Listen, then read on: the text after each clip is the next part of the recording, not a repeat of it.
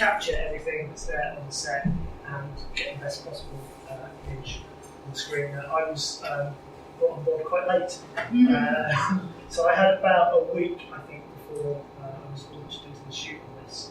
So we've gone to the next slide, please. So I had a couple of fairly brief conversations with Kate about what she wanted in terms of the look and things. Obviously, I'd seen her previous film, another fantasy piece, and that gave me some ideas. I did a quick breakdown of the script, making notes of things where camera work and lighting and things were noted in the script and kind of implied. So the first scene that you saw there in episode 1, they're running through the woods, so I'm making notes of how we're going to do that. Can we get a quad bike, or is there going to be a road next to the woods we can drive on next to film from? Power supply for lights. Our characters can be carrying torches. I'm just thinking about where lights can come from in the scene, particularly in the night scene. And how we're going to power our big moonlight source in the end. The shopping piece of wood that was right next to a campsite, so we're able to keep the caravan hookups to power it. And use of smoke as well, which I'll come to in a minute. And these are some of the final frames. Go to the next slide, please. So this is a little bit later on in the series. So scene 14 here. There's a lot of stuff in the script about green globes. The stuff happening with the mark. This green glow light, which ended up being changed to more of a kind of gold light when the effects actually happened. We did shoot takes with this green gel LED panel to get that effect. And one thing that I wanted to do just to help tell the story a bit, because sort of every key crew member on a film shoot or a TV series shoot is trying to be a storyteller, trying to tell the story, to enhance the characters. So one idea I had for that was depth of field, so that if anyone's into photography in the audience, but most of the series was shot on an f4, and then for the stuff down the mark, we go wide open to like f1.4, 1.8. So what that means is, whenever anything is going on in her head with the mark and her powers, which is starting to feel strange, all the background will go way out of focus. So you're really focusing on what's going on with her. So that's just one example of something you can do with the camera to help tell a story. People aren't going to notice it on a conscious level, but I think subconsciously all these sort of things add up and help people to follow the story and enjoy the story and get immersed in the story. Next slide, please. So on the set on the day, the way it would usually work is Kate would rehearse with the actors there in the space, and I would wander around with an app on my iPad, the director's Viewfinder app, which would simulate the effects of different lenses. So I go around looking, sort of the high-tech equivalent of doing that, basically, trying to find frames that looked interesting with the actors there in the space. And then I would show those to Kate when she was done rehearsing, and she would say yes or no, we'll move more over here, or we need to see that, or we don't need to see that. So there wasn't much kind of shot listed in the storyboarding. It was kind of made up as we went along. But I think it all worked out pretty well, actually. And often that's the best way to do it, because you kind of imagine what the actors might do, but until they get in the space and start seeing where the props are and thinking about what their motivation is, you don't really know where they're going to move or what parts of the space they're going to feel most comfortable in. So it's best to be able to react to that on the day. Next slide, please.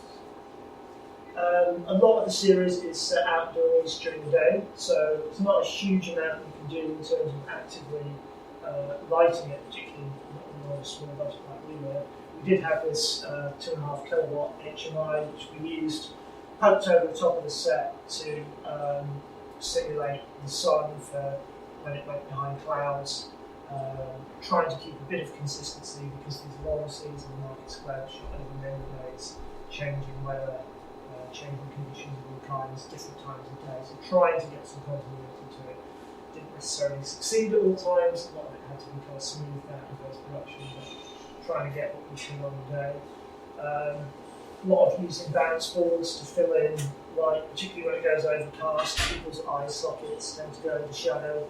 It's very important to get some light into the actor's eyes, because so much of the performance is in the eyes, and if you lose that, you start to lose the performance. So a lot of bounce boards we use, particularly on close-ups. And lots of smoke as well. Smoke can do a hell of a lot. It does one thing it does is it stops the set from looking quite so much like a set. It sort of brings it to life somehow, even though the set was amazing. Just having that bit of texture that's kind of floating and moving about somehow gives it another level of realism. And it makes it feel older as well, which is really important for a historical fantasy series. It sort of makes everything feel magical because it captures the light, which again is important for a fantasy show. It's great for depth because it kind of lightens up the background because there's more smoke between the camera and the background than there is between the camera and the actors in the foreground. So that separates the actors from the background, makes them move on. Next slide. So this is one of the major scenes from scene 1. Can't say it's bless you. So it was built in this abandoned factory paint shop, and it was built right up against the walls on 3 sides. And it was meant to be in the story a kind of Aladdin's cave, a really kind of magical place for Ren to go and hang out with Khan. Again, he's a quite mysterious character. So he lives outside the village, obviously. So I wanted the lighting to really have a kind of sparkle to it, figuratively. So put this big light up on this, it's kind of this metal alcove thing that they used to spray, do the paint spraying, whatever they used to do, and it had these big pipes that suck all the fumes out. So I had to kind of get up and shimmy around this big pipe and get this light up there and get the sound made and get it safe. Almost fell through the roof of the set at one point doing that. But it was worth it in the end. The light came on, we put the smoke in, and it created all those shafts of light which you saw in the episode itself. And fake firelight as well. That happened a lot during the series. It wasn't always safe to have a real fire on the sets, so we would have an arrangement of poles behind coloured gels on a dimming board which would flick out to create the illusion of firelight. Next slide. So here you see one of the finished frames from the scene. So we've got these firelight bulbs down here, the big light coming down through the top of the set, which was all made out of interlocking branches. So as soon as I saw that, I knew I was going to have these shafts of light coming through those. And then we've got a softer fluorescent source coming into the side to bring out all the texture. Next slide. And then when it came into the close-up, so again it's about enhancing character. So Ren, particularly in this scene, her views on the Knaf are quite naive. So I really wanted to make her look kind of soft and innocent, so I went for quite a frontal, soft fluorescent light source on her. Whereas if you look at Khan's close-up, which is the next slide, please, I brought in this Fresnel to give quite a hard light on just one side of Khan's face. Again, he's more of a mysterious character. He's a bit more world-weary, he knows how things work, he sees the dark and the light, I suppose you could say, in society. So trying to bring that out through writing. Next slide, please. That's basically it. Quick rundown of some of the things that a cinematographer tries to think about and deal with in writing and shooting. Anything really. Some specific examples there from Ren.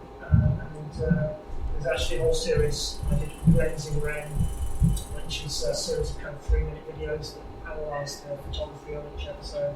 If you're interested to know more about how it was done, talk about what all the equipment is, why we chose the lighting angles we did, colours, all that kind of thing. You can find that on YouTube. If you type in Lensing Ren, then go to the market easily.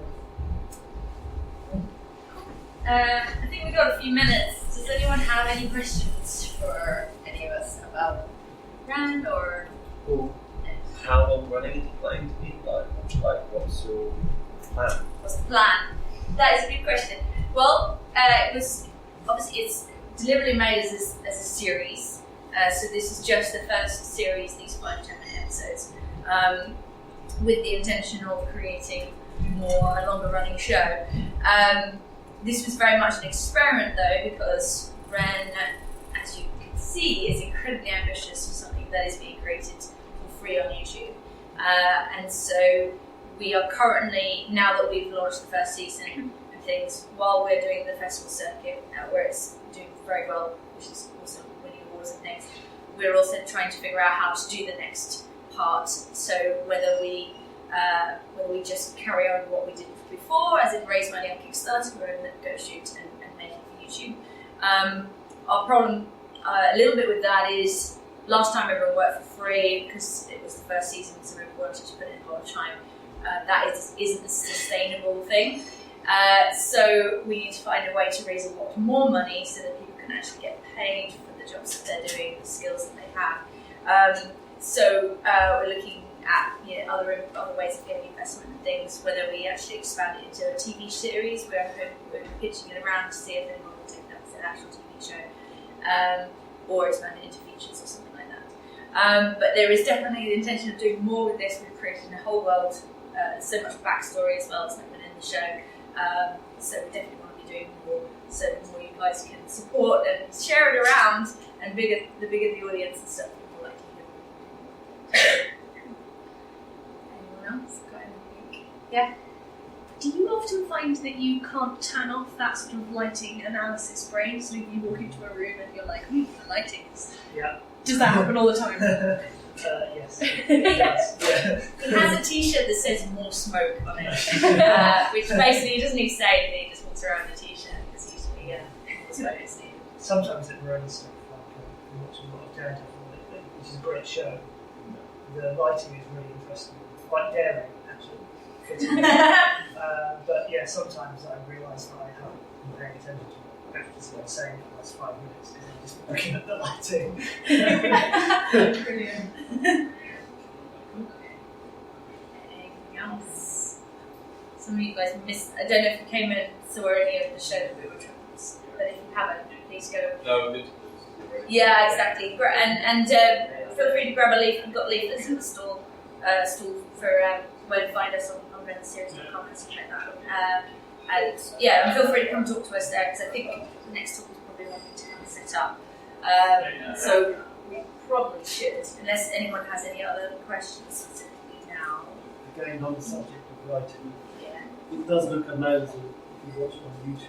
Yeah. In my case, it's got That it doesn't really show it to its thing because it If just you can look everything at looks this, green. Yeah. Everything looks green on there, and everything looks a lot better quality on here. Yeah. So 6 times better. yeah, absolutely. With our laptop is on the stall with us. It's just playing through the episodes as well, so you can probably just sit there by the stall talking to us and watching the show. But yeah, thank you guys so much. Please come and talk to us afterwards. Grab a leaflet and go check it out on YouTube and share it with your friends. Yes. If you want this to happen, what should we do? Well, like, subscribe and all that sort of malarkey. The other really good thing to do is actually to join our mailing list because that's the one way we can really contact you guys. Twitter and Facebook are all very well, but you can't, we can't access you guys, we can't talk to you. So join our mailing list, we'll be able to talk to you, send out, I don't bombard with mail outs, I'm pretty rubbish, so they come sporadically, but you will hear what's going on, what we need to do, if there's another Kickstarter or whatever, but yeah, share, like, subscribe, etc. So, Tell everyone. yeah, please just share it around. More impressive than you because are on YouTube. More likely we can do more. Exactly. Cool. Thank you guys. Awesome. Thank you.